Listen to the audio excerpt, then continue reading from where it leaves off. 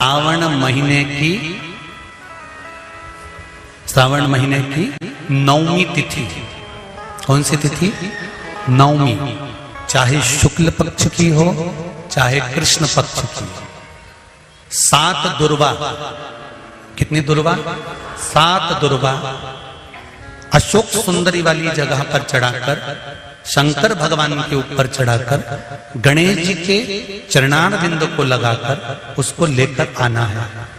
हाटकेश्वर महादेव का स्मरण कर। कौन से महादेव?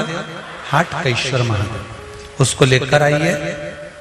उदर में, पेट में रोग हो, बीमारी हो, बहुत ज्यादा तकलीफ हो रही हो, शरीर के अंतर्गत एसिडिटी रहती हो या पेट के अंतर्गत कोई ना कोई बीमारी बनी ही रहती हो, उसको भादो के महीने में, कौन से महीने में?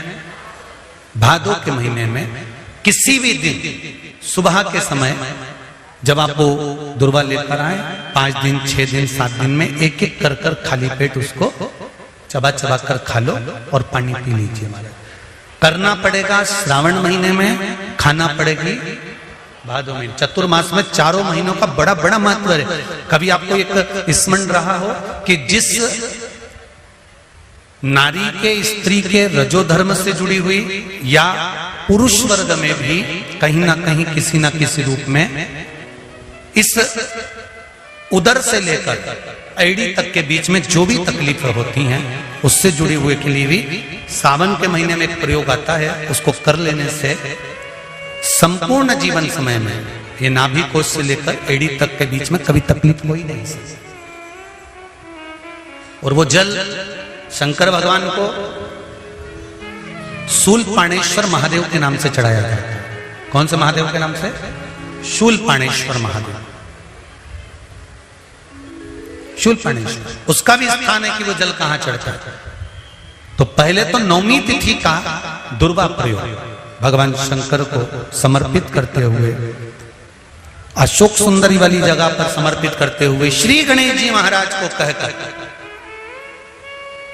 आपको याद होगा जिस समय पर श्री गणेश जी महाराज कुबेर जी महाराज के घर में भोजन करने गए थे, सारा अन्न भगवान गणेश जी पा गए थे, तब शंकर भगवान ने दुर्वा भेजी थी। ये दुर्वा जब गणेश जी को भेजी गई थी तो वो औषधि के लिए भेजी गई थी कि गणेश जी ने ज्यादा पा लिया है तो शरीर में रोग ना हो जाए, पेट में कोई रोग ना हो जाए। तब शिव जी ने भेजी थी अशोक सुंदरी के माध्यम से। इस दुर्वा का प्रभाव रोग मुक्ति के लिए किया जाए। रोग दुर्वा महाराज। सती मैया कहती है शिव में क्या नहीं है, शंकर में क्या चीज की कमी है? आप बताओ कि शिव में कमी क्या कमी है शंकर भगवान?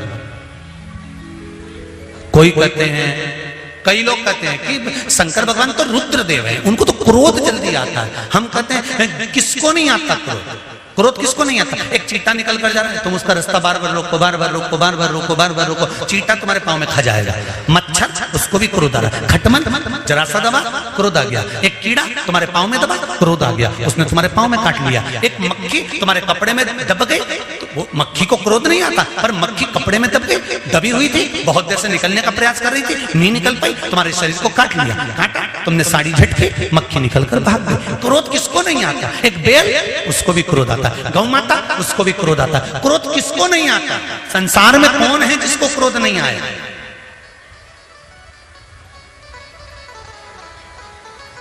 मेरे शिव को क्रोध आता है, पर कब आता है? कहा जब भगवान विष्णु कहते हैं कि अब सृष्टि का संहार करना है, तब मेरा देवाधिदेव महादेव क्रोध में आकर सृष्टि का संहार कर देता है।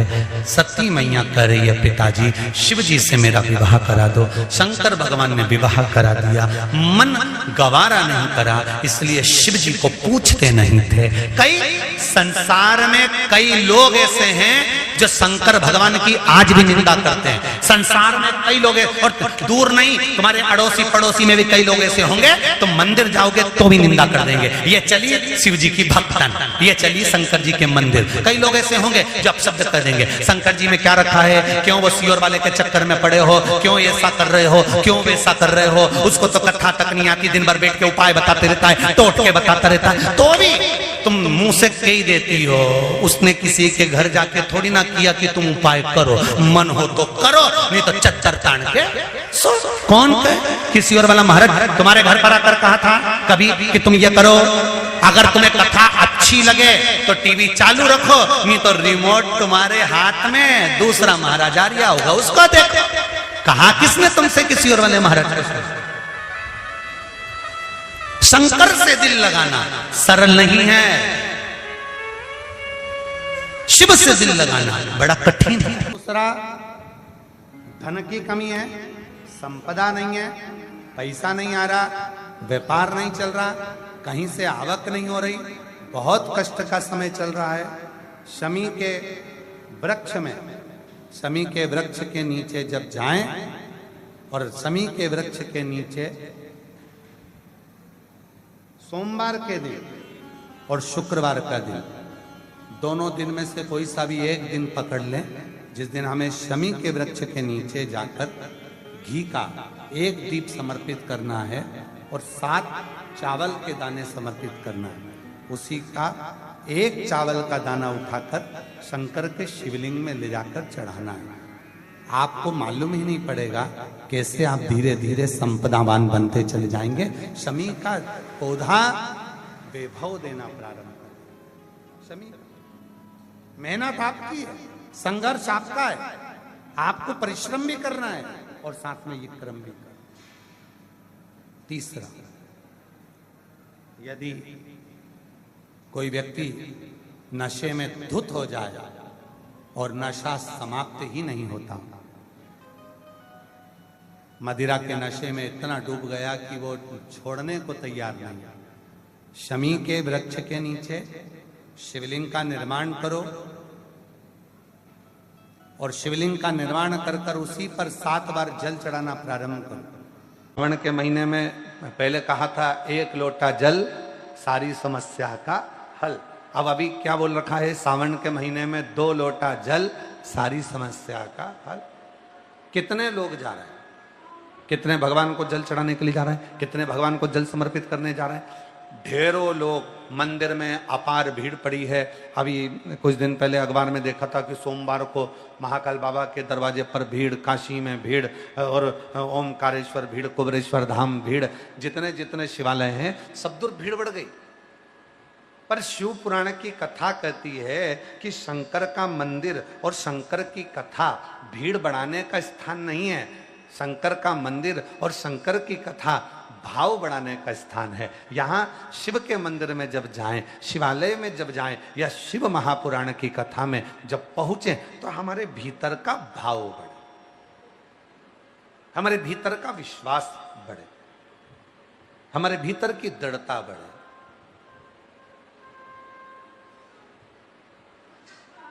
और जब हमारा विश्वास बढ़ता है, जब हमारा भरोसा बढ़ता है, जब हमारी दृढ़ता बढ़ती है तो अपने आप कार्य सफल होता है। मंदिर तो ढेर जा रहे हो, शिव मंदिर में भीड़ लगी पड़ी हुई है, सारे शिवालयों में भीड़ लग गई। शिव महापुराण ने संसार के लोगों को मंदिर जाना सिखा दिया, सारे शिवालय भरे पड़े हुए हैं। पर शिवालय तक तुम जाओ, शंकर जी को रोज सावन के महीने में 2 लोटा जल चढ़ाओ, पर उस जल के साथ में तुम्हारा विश्वास भी शिव के चरणों में हो। क्या सोच कर जा रहे हो? केवल शंकर सोचकर नहीं, केवल ये सोचकर नहीं जाना कि शिवालय, केवल ये सोचकर नहीं जाना कि मंदिर है, केवल ये विचार कर कर नहीं जाना कि भगवान शंकर का शिवलिंग पत्थर का है, पाषाण का है, लकड़ी का है, पारद का है, स्फटिक का है, मुझे जल चढ़ाना। ना ना ना, शिवालय जाना, शंकर के मंदिर जाना तो ये विचार कर कर जाना कि अपने पिता से, अपने बाबुल से, अपने बाबा से बात करने जा रही हूँ। वहाँ मेरा पिता बैठा है, वहाँ मेरा बाबुल बैठा है, वहाँ मेरा जगत का बाप बैठा है। और जब मैं अपने दिल की बात अपने पिता से कहूँगी, अपने मन की बात जब अपने बाबुल से कहूँगी, तो निश्चित है कि मेरा पिता मेरी बात को सुनेगा और मेरे गोद में मेरी झोली जरूर भरेगा, ऐसी कृपा जरूर करेगा। तो जल के साथ में विश्वास लेकर जाए। जिसके घर में संपदा की कमी होती है, जिसके घर में कर्जा बढ़ जाता है, लक्ष्मी नहीं आती, बहुत टेंशन की जिंदगी जीता है मनुष्य, व्यापार चल नहीं रहा, बहुत तकलीफ का जीवन चल रहा होता है, तो आज भी नियम है महाराज, आज भी नियम कि सोमवार शुक्रवार ये 2 वार ऐसे हैं, इन 2 वार को यदि कटोरी में थोड़ा सा शहद रखकर, मधु रखकर यदि लक्ष्मी जी का स्मरण किया जाए और माता लक्ष्मी जी का स्मरण कर कर एक लाल पुष्प उस कटोरी के सम्मुख में माता लक्ष्मी का नाम लेकर रखा जाए और बाद में वही शहद, वही मधु और वही पुष्प सोमवार का दिन और शुक्रवार के दिन लक्ष्मी का पूजन कर कर, स्मरण कर कर, दूसरे दिन शुक्रवार के दिन पूजन करें, शनिवार के दिन उस मधु का, उस पुष्प का विसर्जन करें, सोमवार के दिन पूजन करें लक्ष्मी जी का स्मरण कर कर, और मंगलवार के दिन अगर विसर्जन करें, 5 या 7 सोमवार या शुक्रवार को यदि आप मधु का भोग लक्ष्मी जी को लगाना प्रारंभ कर दें, शिव का नाम स्मरण कर कर, तो उसके घर में कभी संपदा की कमी नहीं होती, लक्ष्मी उस संपदा को बढ़ाती है। और हम तो यहां तक कहेंगे, प्रयास करो, अगर आपके घर में छोटा सा शिवलिंग विराजमान है, आपके घर में अगर छोटा सा शंकर जी का शिवलिंग है, छोटा सा शंकर भगवान का शिवलिंग है, या आपके घर में कुबेरेश्वर धाम का कंकर है, और आपके घर में यदि शंकर भगवान का शिवलिंग है, या सीहोर का रुद्राक्ष हो, या शंकर भगवान का शिवलिंग हो, या कंकर शंकर हो, तो निवेदन है जहां पर भी शिवलिंग आपके घर में विराजमान है, अगर छोटी सी कटोरी में एक बेलपत्र को आप नीचे रखिए, छोटी सी कटोरी उस बेलपत्र के ऊपर रखकर उसमें थोड़ा सा मधु, शहद, शंकर भगवान की साक्षी में शिव जी के सामने अगर शुक्रवार की शुक्रवार रखना प्रारंभ कर दो, धीरे धीरे संपदा की वृद्धि अपने आप होना प्रारंभ होगा। मधु देवी भागवत का यह प्रसंग है, छठे स्कंद का 16वां और 17वां अध्याय देवी भागवत का वर्णन करता है। मां लक्ष्मी पृथ्वी पर आ गई, रात्रि को देखा कहीं स्थान नहीं, एक बूढ़ी के स्थान पर, बूढ़ी के दरवाजे पर जाकर विनय करी, शहद मधु पाने को मिला, वर दे दिया, मैं तुझे वर देती हूं, तेरे घर में कभी संपदा की कमी नहीं आई। तूने मुझे मधु दिया है, तूने मुझे शहद दिया है।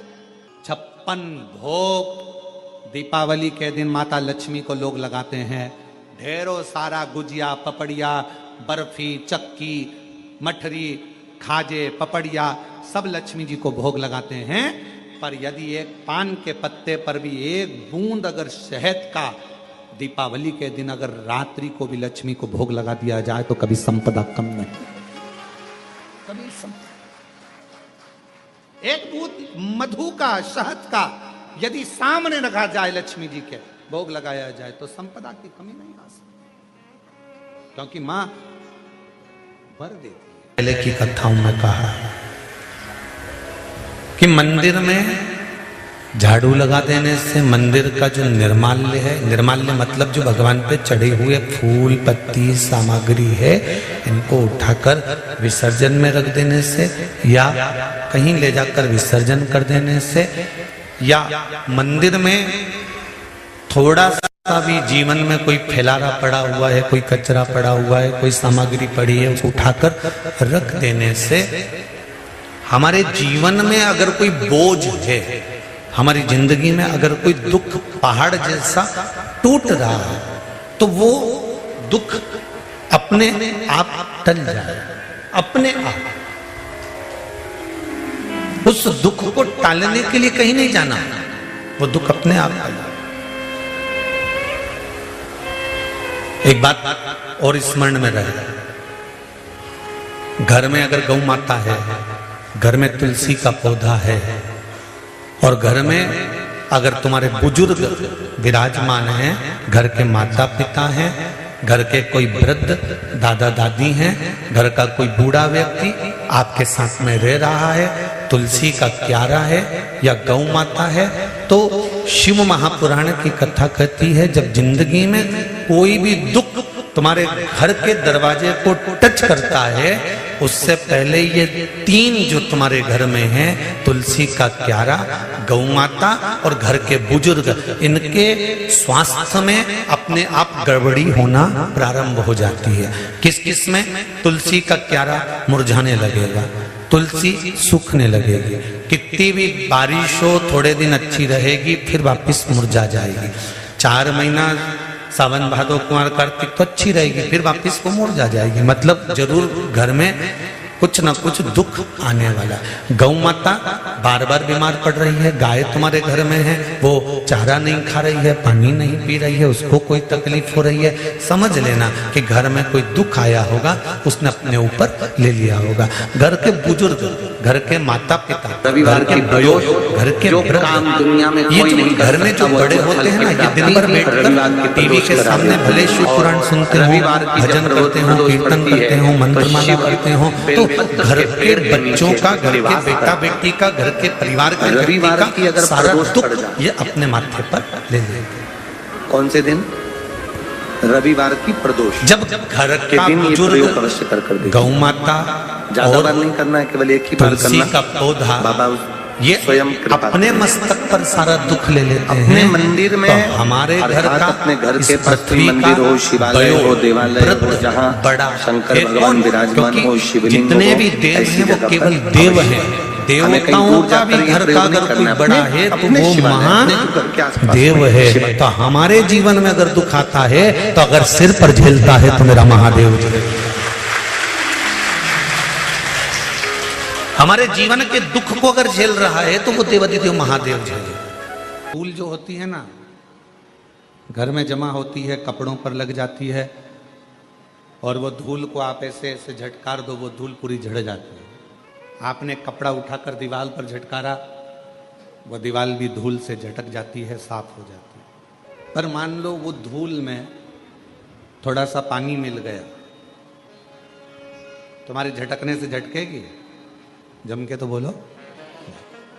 कपड़े में धूल जमी थी और उस पर पानी लग गया तो वो झटकेगी? क्या हो गई? वो अभी तक धूल थी, पानी लगते से ही वो मिट्टी हो गई, कपड़े में चिपक गई, अब वो झड़ने वाली नहीं है। धोना पड़ेगा, साफ करना पड़ेगा, मिट्टी को हटाना पड़ेगा, मिट्टी को साफ करना। धूल पानी मिलने पर मिट्टी हो जाती है, और मिट्टी अगर वो बन गई तो फिर धीरे से उसके शिवलिंग का निर्माण हो जाता है। भगवान की कोई गणेश जी की मूर्ति बन जाती है, कोई देवी जी की प्रतिमा बन जाती है, फिर उसका पूजन, उसकी आराधना, उसकी अर्चना हो जाती है, उसकी पूजन अर्चना। वो मिट्टी, वो धूल थी, पर अब वो मिट्टी बन गई पानी लगने के बाद। और याद रखना, धूल को झटका जा सकता है पर मिट्टी को झटका नहीं जा सकता। मिट्टी चिपक जाती है शरीर से तो फिर उसको धोया जाता है, उसकी मूर्ति बन जाती है, उसका श्रृंगार हो जाता है, उसका पूजन हो जाता है, वो श्रेष्ठ हो जाता है। कब बनी वो मिट्टी? जब उसमें पानी लग गया। जब उसमें पानी लगा तो वो मिट्टी बनी। पानी लगने के बाद वो मिट्टी बनी, नहीं तो वो धूल थी। उसी तरह संसार में जितने मनुष्य का जन्म होता है, जितने मानव जन्म लेते हैं, वो भी धूल की तरह हैं। पर जब भक्ति का जल उसमें मिल जाता है, भगवान शंकर की अविरल भक्ति का जल, शिव महापुराण की कथा का जल, सत्संग का जल जब उसे लग जाता है तो वो मनुष्य फिर धूल नहीं रहता, वो एक मिट्टी की तरह एक मूर्ति बनकर संसार में पूजा जाता है, पूजा जाता है। फिर वो धूल नहीं रहा। जब तक शिव की शरण में नहीं आए, जब तक भगवान शंकर की शरण में आप नहीं आए, जब तक शिव की शरण में आप नहीं पहुंचे, तब तक धूल थे। कोई ने झड़ा दिया, झटका दिया, कोई ने कुछ कह दिया, कोई ने कुछ बोल दिया, कोई ने अपशब्द कह दिए, कोई ने ताना दे दिया, कोई ने गाली दे दी, कोई ने आड़ा टेढ़ा कह दिया, और आप मन से दुखी हो गए। आप हृदय से दुखी हो गए, आप हृदय से नेत्रों से नीर बहने लगा, आंखों से आंसू बहने लगे, फिर आप दुखी हो गए, दुखी। पर जब शिव की कृपा हो जाती है, भगवान शंकर की करुणा हो जाती है,